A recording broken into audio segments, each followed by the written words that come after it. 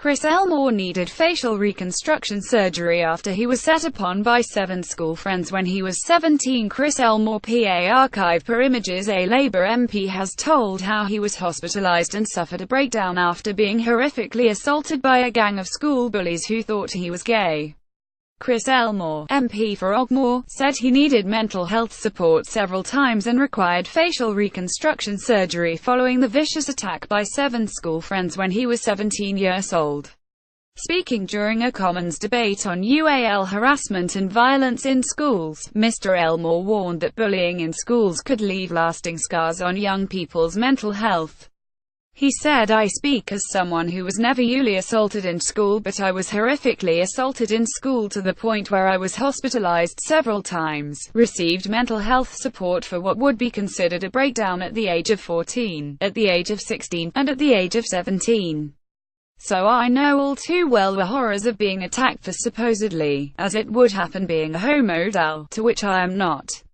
And if I was, so what? But that was the rationale for me being attacked to the point where I was finally assaulted and hospitalized at the age of 17. That involved minor reconstruction to part of my face because I was assaulted in a friend's home by 7 school friends based on the premise that I was a gayer, and therefore I deserved the attacks that I received as a 17-year-old boy."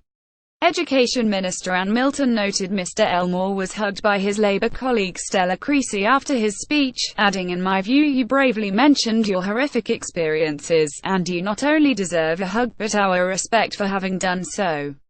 It came as MPs warned that schools needed to do more to tackle UAL harassment and abuse among pupils, amid reports that young girls were being forced to remain in the same classes as peers who had raped or UAL assaulted them.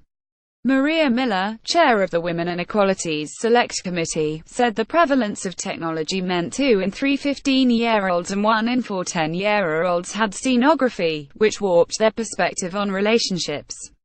She called for curbs on media which is fueling the sort of UAL harassment and ULI abusive behavior that is becoming so prevalent in our schools.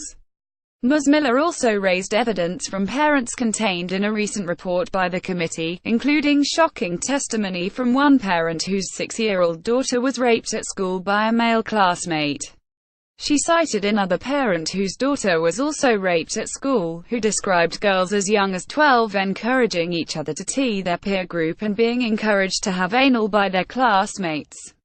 Ms. Miller added, his observation as a father, they have no idea they're experiencing UAL abuse if their first frame of reference is viewing extremography, then spanking and being given a dog collar to wear around their neck is not out of the norm.